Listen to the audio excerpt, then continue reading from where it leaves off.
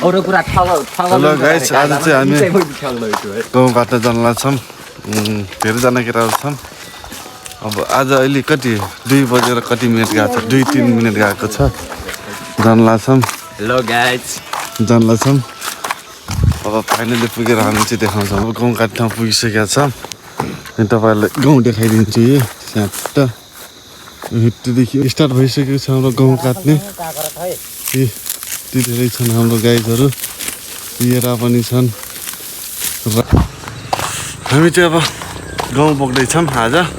आज नै अहिले दिनकुन, अहिले सन्ध्याकुन।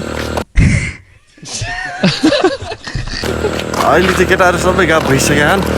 अहिले 3 जना मात्रै छ हाम्रो भाइहरू। 1टा 2टा म लगायत 3टा मात्रै।